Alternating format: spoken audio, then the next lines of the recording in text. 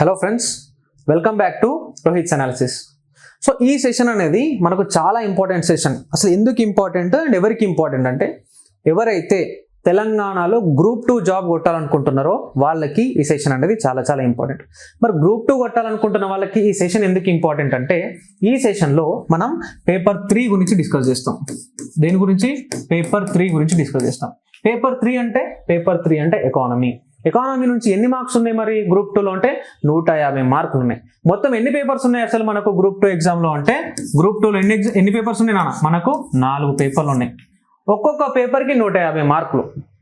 దాంట్లో మన ఎకానమీ ఒక్కదానికే 150 మార్కులు. మనది పేపర్ 3. ఫస్ట్ పేపర్ వచ్చేసి జిఎస్, మనందరికీ తెలుసు, అదొక 150 మార్క్స్. జనరల్ స్టడీస్ అంటే ఇక అన్ని సబ్జెక్టులు కలిపి ఉంటాయి, మనకు క్లారిటీ ఉంది అది. సెకండ్ పేపర్ వచ్చేసి మనకు హిస్టరీ, పాలిటీ అండ్ సొసైటీ, అంటే 3 కలిపి 150 మార్క్స్. ఇక్కడ 3 సబ్జెక్ట్స్ కలిపి 150 మార్క్స్.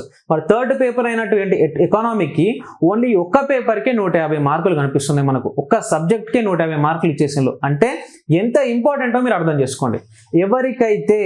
ఎవరైతే ఎకానమీ మీద మాస్టర్ చేస్తారో వాళ్ళు మాత్రమే గ్రూప్ 2 కొట్టగలరు. గ్రూప్ 2 గురించి మాట్లాడుతున్నా. ఏ ఎగ్జామ్ అయినప్పటికీ ఎకానమీ అనేది చాలా చాలా ఇంపార్టెంట్. పర్టికులర్లీ గ్రూప్ 2కి అయితే 150 మార్కులు మనకు కనిపిస్తున్నాయి కాబట్టి ఖచ్చితంగా ఫోకస్ చేయాలి. సరే, ఇప్పుడు నీ టార్గెట్ ఏంటి, నీ ఎయిమ్ ఏంటి అంటే, నువ్వు గ్రూప్ 2 కొట్టాలి అనుకుంటున్నావు. మరి నీకు సిలబస్ తెలుసా? అసలు ఎకానమీ సిలబస్ నువ్వు పర్టికులర్గా చూసినావా? అసలు ఎన్ని చాప్టర్స్ ఉన్నాయి మరి అందులో నీకు క్లారిటీ ఉందా? ఒక్కొక్క చాప్టర్ వైజ్, ఒక్కొక్క చాప్టర్లో సబ్ టాపిక్స్ ఏంటో నీకు ఐడియా ఉన్నాయా అనేది నా క్వశ్చన్. ఎప్పుడైతే నీకు వాటి మీద పట్టు వస్తుందో, నీకు నీ సిలబస్ మీద పట్టు వస్తుందో, నీకు నీ ఎకనామీ సిలబస్ నువ్వు అర్ధరాత్రి లేపినా కూడా చెప్పగలుగుతావో, అప్పుడు మాత్రమే నువ్వు తెలంగాణలో గ్రూప్ 2ని క్రాక్ చేయగలవు. అంతవరకు తెలంగాణలో గ్రూప్ 2 క్రాక్ చేయడం అనేది అంత ఈజీ విషయం కాదు.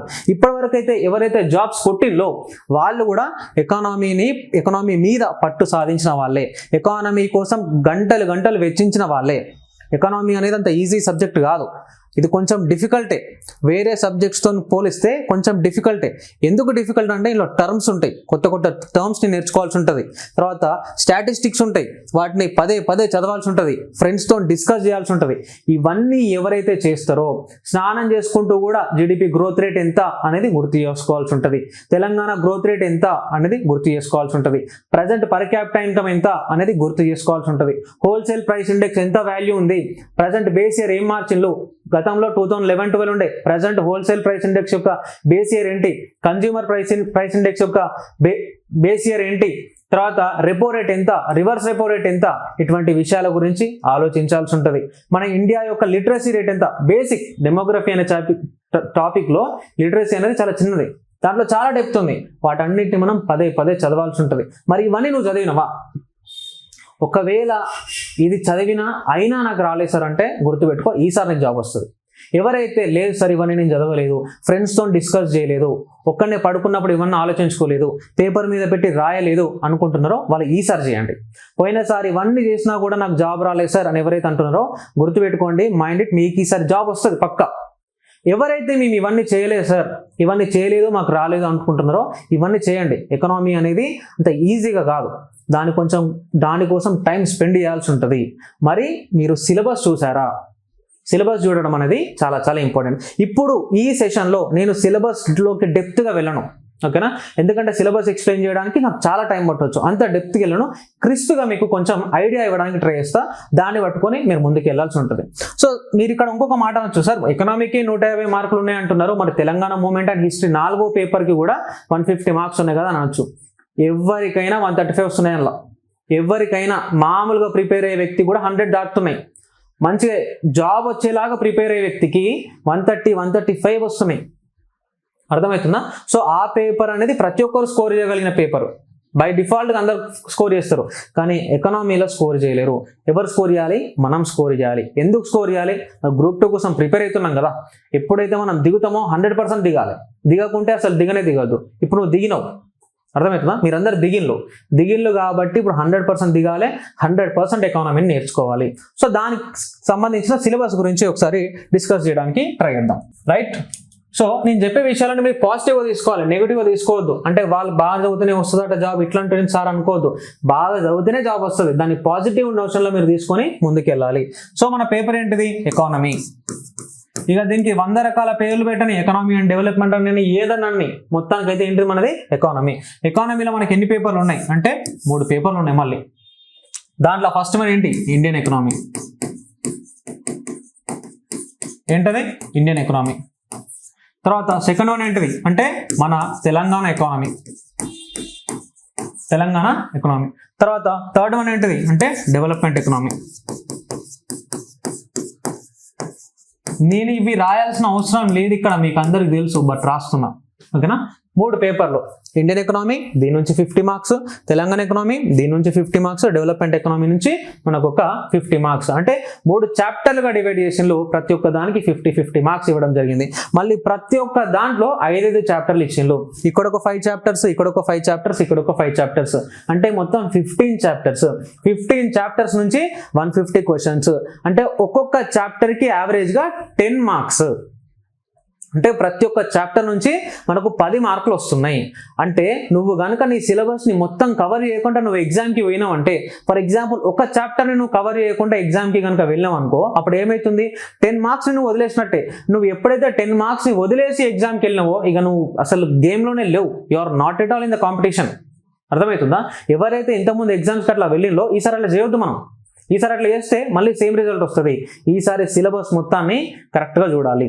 అయితే నాకు తెలిసింది నేను ఒకటి ఇక్కడ మీకు విషయం చెప్తా. ఇప్పుడు చాలా మంది పీపుల్ ఏమనుకుంటున్నారంటే ఇక్కడ ఒక 5 చాప్టర్లు, ఇక్కడ ఒక 5 చాప్టర్లు, ఇక్కడ ఒక 5 చాప్టర్లు, అంటే మొత్తం 15 చాప్టర్లు. వామ్మో సార్ 15 చాప్టర్లు చదవాలన్నా, 15 చాప్టర్స్ అంటే మాకు చాలా ఎక్కువైపోతుంది కదా అనుకుంటున్నారు. కానీ అట్లా కాకుండా మనం ఇంకొక విధంగా దీన్ని చూడాలి.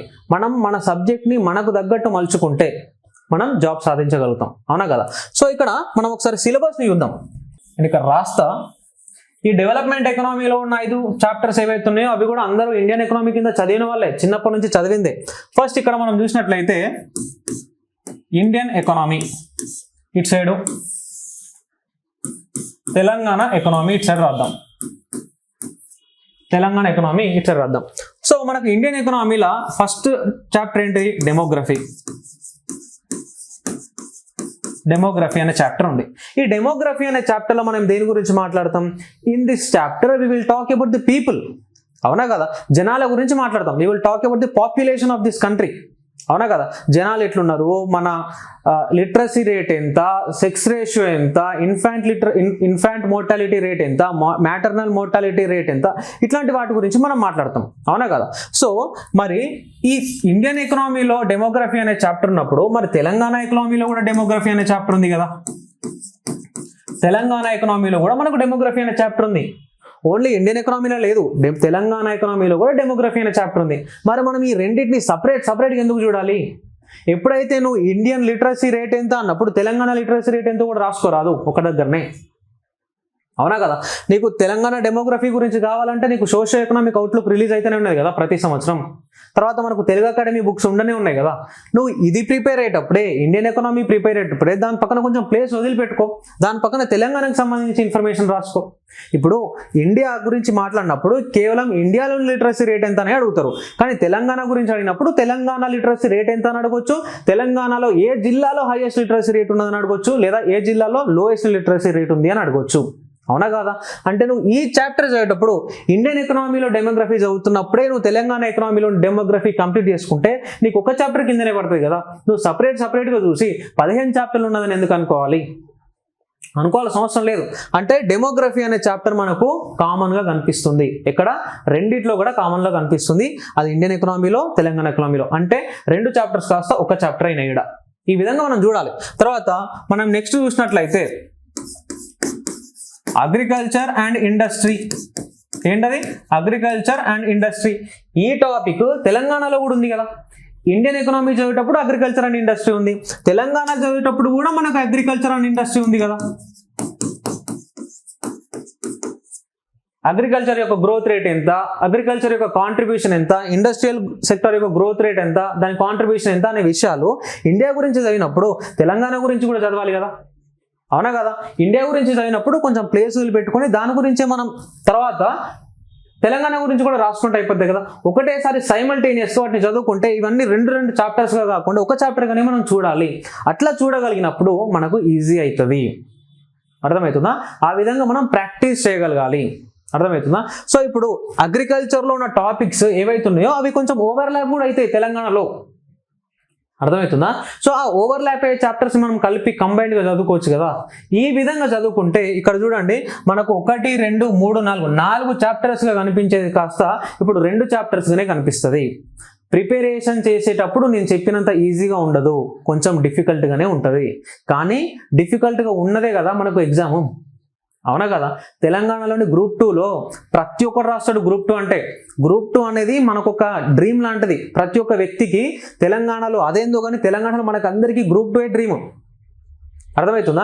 సో ఆ గ్రూప్ 2ను కొట్టాలంటే మరి ఆ మాత్రం నువ్వు కష్టపడాలి కదా. ఏ మాత్రం కష్టం లేకుండా నీకు గ్రూప్ 2 వస్తుందని అనుకుంటే ఎట్లా? రాదు. ఎవడైతే పగలు రాత్రి తేడా లేకుండా గ్రూప్ 2 కోసం కష్టపడతారో వాళ్ళకి మాత్రమే గ్రూప్ 2 జాబ్ వస్తుంది. మరి అట్లాంటప్పుడు నువ్వు కొంచెం డిఫరెంట్గా చదవాలి కదా, వేరే వాళ్ళకంటే కొంచెం స్మార్ట్గా కూడా ప్రిపేర్ అవ్వగలగాలి కదా, అవునా కదా? సో ఇంకొకటి చూడండి, థర్డ్లో మనకు ఇండస్ట్రీతో పాటే సర్వీసెస్ సెక్టార్ కూడా మనకు అటు ఇటు 2 సైడ్ల కూడా కామన్గా ఉంది కదా. అసలు primary and agriculture, industry and services sector అని చాప్టర్స్ ఉన్నాయి మనకు దాంట్లో అండ్ దీంట్లో. సో దీన్ని మనం కంపేర్ చేయొచ్చు కదా సర్వీసెస్ని కూడా, అవునా కదా? అంటే ఇది కూడా కామన్గానే కనిపిస్తుంది కదా మనకు. తర్వాత ఇంకొక విషయం చూడండి మరి ఇక్కడ, తర్వాత రెండిట్లో కూడా ఫిస్కల్ పాలసీ ఉంది. ఫిస్కల్ పాలసీ అనేది రెండిట్లో ఉంది, తెలంగాణలో ఉంది అండ్ ఇండియాలో ఉంది. ఈ చాప్టర్స్ కూడా మనం కలిపి చదువుకోవచ్చు కదా. ఇవన్నీ చాప్టర్స్ మనకు కామన్గా కనిపిస్తున్నాయి. మనకు ఇండియన్ ఎకనామీ సైడ్ చూస్తే ప్లానింగ్ అండ్ నీతి ఆయోగ్తో పాటు fiscal policy, FRBM act, budgeting ఇవన్నీ ఉన్నాయి. తెలంగాణలో కూడా fiscal policy, budget, state budget ఇవన్నీ ఉన్నాయి. అర్థమవుతుందా? సో ఇవన్నీ ఉన్నప్పుడు మనం కొంచెం నీట్గా చదువుకోవచ్చు కదా. వీటిని కలిపి చదువుకుంటే మనకు 10 చాప్టర్లుగా కనిపించేది కాస్త 5 చాప్టర్లుగానే కనిపిస్తుంది. ఈ విధంగా మీరు నోట్స్ని తయారు చేసుకోవాలి. ఎప్పుడైతే మీరు నోట్స్ తయారు చేసుకుంటారో you will become master of that subject. ఎవరో మీ ఫ్రెండ్ నోట్స్ రాసుకుంటే అతని బుక్ తీసుకొచ్చుకొని నువ్వు బట్టి కొట్టుడో బై హార్ట్ చేస్తేనే జాబ్ రాదు. ఖచ్చితంగా సార్ క్లాస్లో ఏం చెప్తుండో అది వినాలి, దాని నుంచి రాసుకోవాలి. స్టాండర్డ్ బుక్స్ ఏం చెప్తున్నాయి, తెలుగు అకాడమీ బుక్లో ఏముంది, తెలుగు అకాడమీ బుక్స్లో ఏమన్నా అప్స్ అండ్ డౌన్స్ ఉంటే మనం క్లాస్లో ఏం చెప్తున్నాం వాటిని రెక్టిఫై చేసే కదా మనం క్లాస్లో చెప్పేది, అవునా కదా? కాబట్టి ఈ విధంగా మనకి ఏవైతే సబ్జెక్ట్ ఓవర్లాప్ అవుతుందో ఇక్కడ మనకు చాలా అంటే 50% సిలబస్ ఇది. అర్థమవుతుందా? ఇది పేపర్ 1 అంటే ఇది చాప్టర్ 1, ఇది చాప్టర్ 2, ఓకేనా? దీంట్లో వీటిని మనము కంబైన్ చేస్తే 10 చాప్టర్లు కాస్త 5 చాప్టర్లుగా డివైడ్ అయిపోయినాయి. ఇప్పుడు ఇక్కడ మిగిలిపోయింది ఏంది, ఇక్కడ మిగిలిపోయింది ఏంది? ఇండియన్ ఎకనామీ సైడ్ మిగిలిపోయిన ఒక చాప్టర్ ఏందిగా నేషనల్ ఇన్కమ్. నేషనల్ ఇన్కమ్ అనే చాప్టర్ ఒకటి ఇండియన్ ఎకనామీ సైడ్ మిగిలిపోయింది మనకు. నేషనల్ ఇన్కమ్ అనే చాప్టర్ ఇక మన ప్రతి యాస్పిరెంట్ ప్రిపేర్ అయ్యే చాప్టరే and that is very very important as well. So ఇక్కడ ఒక చాప్టర్ మాత్రమే మిగిలిపోయింది. మరి తెలంగాణ ఎకనామీ సైడ్ ఏ చాప్టర్ మిగిలిపోయింది సార్ అంటే మనకు తెలంగాణ బిట్వీన్ 1956 to 2014. దానికి అది ఎంత కన్వీనియంట్గా మనం నేర్చుకోవచ్చు అంటే తెలంగాణ మూవ్మెంట్ 4th పేపర్ మనం చదివితే ఆల్మోస్ట్ ఫస్ట్ చాప్టర్ కవర్ అవుతుంది.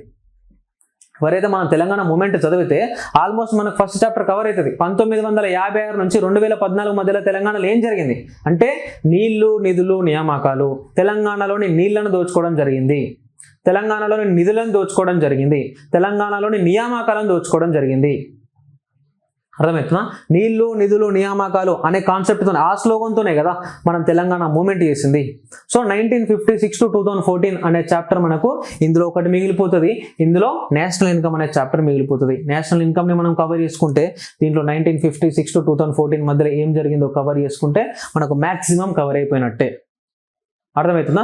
అంటే ఈ 2 పేపర్స్ని అంటే 2 చాప్టర్స్ని మనము కవర్ చేసినట్టే.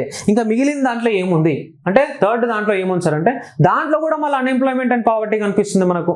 అన్ఎంప్లాయ్మెంట్ అండ్ పావర్టీ అనేది మనం ఇండియన్ ఎకనామీలో చదివేదే కదా.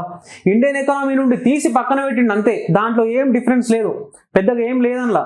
అన్ఎంప్లాయ్మెంట్ అండ్ పావర్టీ అనేది ఇండియన్ ఎకనామీలో రెగ్యులర్గా చదివేదే, దాన్నే సపరేట్గా తీసేసి మళ్ళీ థర్డ్ దాంట్లో పెట్టారు. థర్డ్ చాప్టర్లో మళ్ళీ సపరేట్గా ఇంక్లూడ్ చేయడం జరిగింది. థర్డ్ చాప్టర్ అనొచ్చు, మీరు థర్డ్ పార్ట్ అనొచ్చు. అర్థమైందా? అన్ఎంప్లాయ్మెంట్ అండ్ పావర్టీ గురించి మీకు తెలియదా? అందరికీ తెలుసు, అవునా కదా? అంటే మనకి ఈ 2 పేపర్లు మెయిన్. తర్వాత థర్డ్ దాంట్లో ఎన్వైరన్మెంట్ పెట్టిండ్రు. ఎన్విరాన్మెంట్ మనం చదవాల్సి ఉంటుంది, సస్టైనబిలిటీ అవి ఇవి. అర్థమవుతుందా? సో ఈ విధంగా మనం ఎకానమీ సిలబస్ గురించి ఆలోచించినట్లయితే మనము ఈజీగా జాబ్ని క్రాక్ చేయొచ్చు. ఒకసారి మీకు చూపిస్తా, నేను రాయడం కాకుండా చూపిస్తా, మీకు అంటూ ఒక క్లారిటీ వస్తుంది. సో ఇక్కడ చూడండి, ఫస్ట్ టాపిక్ మనకి ఏం కనిపిస్తుంది, డెమోగ్రఫిక్. ఇందాక మనం మాట్లాడినట్టు demographic features of Indian population, size and growth rate of population. Present మన పాపులేషన్ ఎంత, ప్రపంచంలో మన ర్యాంక్ ఎంత అంటే ఫైనల్లీ మనం నంబర్ 1 ర్యాంక్ వచ్చినాం. Congratulations to all of you. తర్వాత డెమోగ్రఫిక్ డివిడెండ్. ఇక డెమోగ్రఫిక్ డివిడెండ్ ఏంటి అంటే మన క్లాస్లో ఉన్నది, వెళ్ళండి రోహిత్ అనాలిసిస్ యాప్ని డౌన్లోడ్ చేయండి, దాంట్లో మన క్లాస్ తీసుకోండి, చదువుకోండి, దాంట్లో మనం అన్ని క్లియర్గా చెప్పడం జరిగింది. సెక్టోరల్ డిస్ట్రిబ్యూషన్ ఆఫ్ పాపులేషన్ అంటే సెక్టోరల్ డిస్ట్రిబ్యూషన్ అంటే ఏంటి, ఏ సెక్టార్లో, ఇప్పుడు నేను ఒక పని చేస్తున్నా, మీరు ఒక పని చేస్తున్నారు, లేదా వేరే ఎగ్జాంపుల్ మాట్లాడదాం, మీ నాన్న ఒక పని చేస్తున్నాడు, మా నాన్న ఒక పని చేస్తున్నాడు, మా ఫ్రెండ్ వాళ్ళ నాన్న ఒక పని చేస్తున్నాడు. మా నాన్న వ్యవసాయం చేస్తున్నాడు కావచ్చు, మా ఫ్రెండ్ వాళ్ళ నాన్న ఇండస్ట్రీలో పని చేస్తున్నాడు కావచ్చు, మీ నాన్న గవర్నమెంట్ ఎంప్లాయీ కావచ్చు. ముగ్గురు పని చేస్తున్నప్పటికీ ముగ్గురు 3 డిఫరెంట్ సెక్టర్స్లో పనిచేస్తున్నారు కదా. సో మనము ఆ విధంగా తీసుకోవచ్చు అనమాట. తర్వాత నేషనల్ ఇన్కమ్ మనం చూసినట్లయితే, నేషనల్ ఇన్కమ్ గురించి ఇప్పుడు చెప్పాను, జీడిపి, ఎన్డిపి ఇవన్నీ మనకి ఇందులో వస్తాయి. తర్వాత ప్రైమరీ అండ్ సెకండరీ సెక్టార్స్, ఇక్కడ మనం చూసినట్లయితే అగ్రికల్చర్ నుంచి మనము అగ్రికల్చర్ ఈ చాప్టర్లో మొత్తం అగ్రికల్చర్ గురించి చదవడం జరుగుతుంది. తర్వాత ఈ చాప్టర్లో మనకి ఇండస్ట్రీ అండ్ సర్వీసెస్ సెక్టార్స్ గురించి మెన్షన్ చేయడం జరిగింది. సో ఇవన్నీ మనం మెన్షన్ చేసినాయే. తర్వాత planning, NITI Aayog and public finance. ఈ పబ్లిక్ ఫైనాన్స్ని మనం ఫిస్కల్ పాలసీ కూడా మాట్లాడుకోవచ్చు. సో ఇవి మనకు 5 చాప్టర్స్ కనిపిస్తున్నాయి. ఓకేనా, 5 చాప్టర్స్ కనిపిస్తున్నాయి. నెక్స్ట్ ఇప్పుడు చూసినట్లయితే right, structure and growth rate of Telangana, అది 1956 నుంచి 2014 వరకు, ఇది ఫస్ట్ చాప్టర్ కిందకు వస్తుంది. దాంట్లో మనకు రకరకాల కమిటీలు, తర్వాత ల్యాండ్ రిఫార్మ్స్, తర్వాత 2014 తర్వాత నుంచి తెలంగాణ ఏ విధంగా డెవలప్ అయింది అనేది ఫస్ట్ చాప్టర్లో కనిపిస్తుంది. తర్వాత ఇక్కడ మనం చూసినట్లయితే డెమోగ్రఫీ, ఇక్కడ కూడా డెమోగ్రఫీ కనిపిస్తుంది మనకు, ఇక్కడ కూడా అగ్రికల్చర్ కనిపిస్తుంది మనకు ఇండియన్ ఎకానమీలో కనిపించినట్టు, ఇక్కడ కూడా ఇండస్ట్రీ కనిపిస్తుంది, అండ్ ఇక్కడ కూడా స్టేట్ ఫైనాన్స్ అండ్ బడ్జెట్ అనేది కనిపిస్తుంది. అర్థమవుతుందా? అంటే చాప్టర్స్ అనేటివి కొంచెం ఓవర్లాప్ అవ్వడం జరిగింది. ఓకేనా, దీన్ని కనుక మనం కంబైన్డ్ చేసుకొని చదువుకోగలిగితే మనకు ఈజీగా ఉంటుంది. కంబైన్డ్ చేసుకోగలగాలి. ఓకేనా, ఆ విధంగా చేస్తే మనకు 10 చాప్టర్గా కనిపించేది కాస్త 5 చాప్టర్గా కనిపించడం స్టార్ట్ అవుతుంది. ఆ విధంగా చేస్తే మనం కొంచెం బెటర్గా ఫీల్ అవ్వచ్చు. తర్వాత చూడండి, ఇక్కడ చూడండి పావర్టీ అండ్ అన్ఎంప్లాయ్మెంట్. చిన్నప్పటి నుండి పావర్టీ అండ్ అన్ఎంప్లాయ్మెంట్ అనేది ఇండియన్ ఎకానమీలో చదివేదే, ఎక్కడో కొత్తగా చదివేది కాదు. అవునా కదా? పావర్టీ అన్ఎంప్లాయ్మెంట్ అనేది ఇండియన్ ఎకానమీలో చదివిందే కాబట్టి ఇదేం మనకు కొత్తది కాదు. తర్వాత గ్రోత్ అండ్ డెవలప్మెంట్. గ్రోత్ అంటే ఏంటి, డెవలప్మెంట్ అంటే ఏంటి, అవునా కదా? గ్రోత్ అండ్ డెవలప్మెంట్ అనే చాప్టర్ కూడా మనం ఇండియన్ ఎకానమీలో చదివే టాపిక్సే. ఈ ఇండియన్ ఎకానమీలో ఉన్న కొన్ని టాపిక్స్ని సపరేట్గా తీసి మళ్ళీ డెవలప్మెంట్ అండ్ చేంజ్ అనేది తీసుకొని రావడం జరిగింది. సో వీటిని కూడా అసలు మనం సపరేట్గా చూడాల్సిన అవసరం లేదు. ఓకేనా, ఇప్పుడు నేను చాప్టర్స్లోకి వెళ్ళి చాప్టర్లో ఏముందనే క్లాస్ చెప్పట్లేదు, ఏమేమి చాప్టర్స్ ఉన్నాయి మీకు ఈ సిలబస్ మీద ఐడియా రావాలని చెప్తున్నా. ఓకేనా, తర్వాత సోషల్ డెవలప్మెంట్ మాత్రం ఒకటి చూడండి.